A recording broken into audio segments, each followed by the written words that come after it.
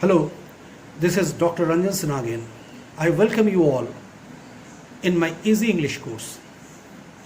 I thank my students, my well-wishers and my viewers who are constantly watching me and following me regularly.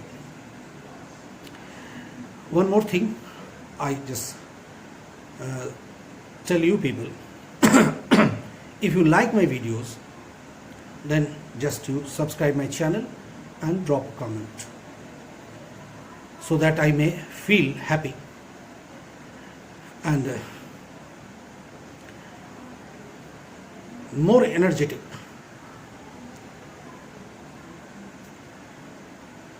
While teaching you people.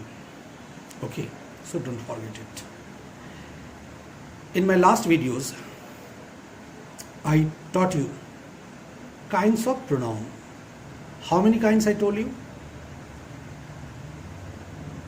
Personal pronoun, reflexive or emphasizing pronoun, interrogative pronoun, relative pronoun, possessive pronoun and indefinite pronoun. These pronouns I taught you earlier.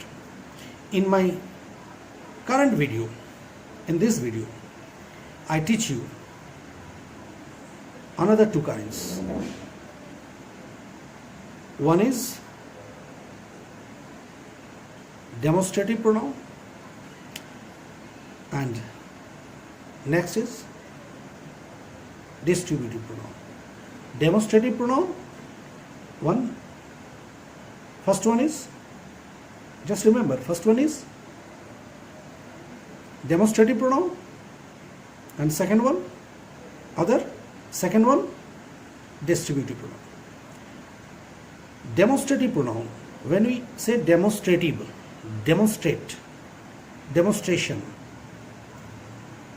it means किसी भी चीज़ के लिए demonstrate करके, इशारा करके, इंगित करके, when I just showing you, this is a pen, this is a pen, is verb, before verb I place this, it means subject is there, but it's not noun.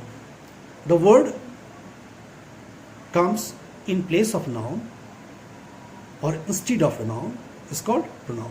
So here this, when I am saying it, this is a pen, it means this जो है word वो क्या है, pronoun है. किस तरह का pronoun है?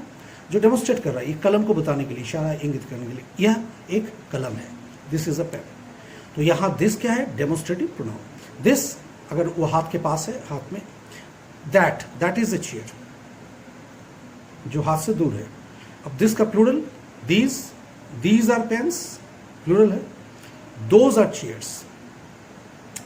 Similarly, यानी देखो, this, that, these, those, और ये सारे शब्द जो है वो कहाँ यूज कर रहे हैं, verb के पहले. It means subject के स्थान पर, बट वो नाउन नहीं है, जेरंड भी नहीं है, सिंपल सा verb के साथ ing, जो मैंने आप लोगों को बताया है थोड़ा सा एक याद रखने के लिए. तो यहाँ पर ये क्या है, प्रोनाउन है. किस तरह का प्रोनाउन है, डेमोस्ट्रेटिव प्रोनाउन. सिमिलरली ठीक उसी तरीके से डिस्ट्रीब्यूटिव प्रोनाउन मतलब क्या है, जो डिस्ट्रीब्यूट करके बात करे, व्यष्टिवाचक. डिस्ट्रीब्यूटिव नाम से ये शब्द मैं क्यों उच्चारण कर रहा हूँ, हिंदी में क्यों बता दे रहा हूँ, ताकि देखिए इजी इंग्लिश कोर्स, इसमें मैं आप लोगों के लिए इजी कर दे रहा हूँ.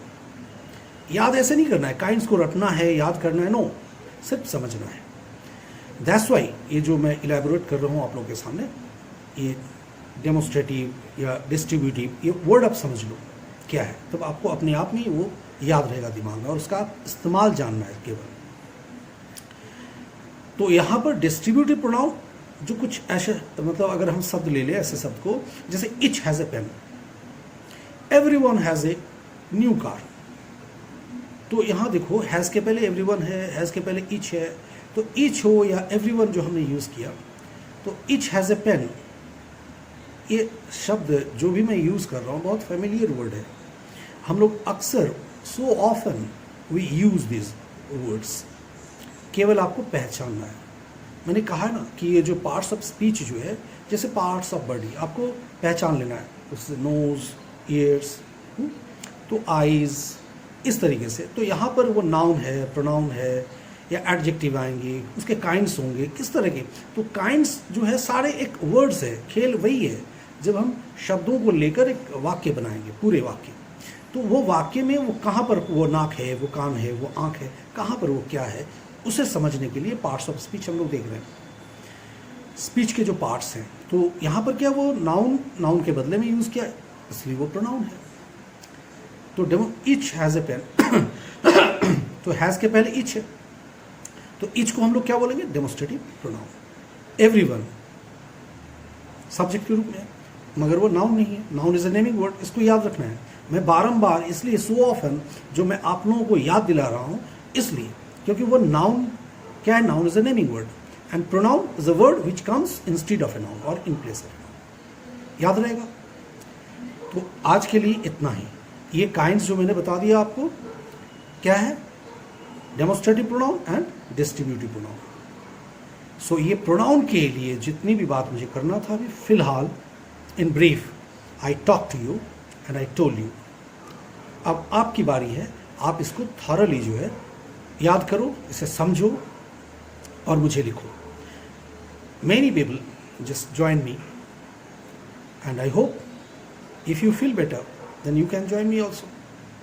आप भी मुझे ज्वाइन कर सकते हो और कोर्सेज फी वगैरह जो भी है आप चले जाओगे मेरे साइट में, वहाँ आप कमेंट छोड़ोगे, पूछोगे, आपको पता चल जाएगा, बहुत नॉमिनल है, ठीक है।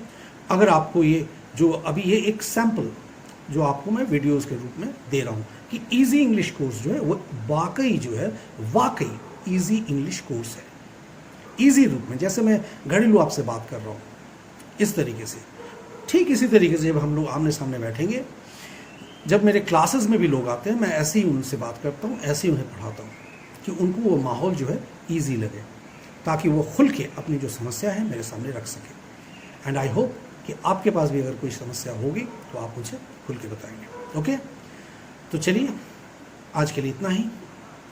फिर नेक्स्ट वीडियो में मैं आऊँगा एक अन्य सा चैप्टर, अदर्स चैप्टर्स के बारे में डील करते हुए, यानी नाउन हो गए, प्रोनाउन हम लोग बात कर लिया। अब नेक्स्ट जो हम लोग चलेंगे वह है वर्ब, ठीक है। तो दीज थ्री, अभी ये जो आपके लिए मैं शॉर्ट वीडियोस बना के दे रहा हूँ, ये सिर्फ एक छोटा सा आउटलाइंस बना रहा हूँ। मैंने बोला ना, जब हम सेंटेंस बनाते हैं तो क्या रखना पड़ता है, subject, verb and object. Before verb subject comes, after verb object comes. तो इसी के लिए ये सारे जो आउटलाइंस मैं आपको बता देना चाह रहा हूँ, ताकि आपको ऐसा फील हो, so that you may feel that nothing is impossible. If you wish to do it, you can do it. And always remember, nothing is impossible in this world.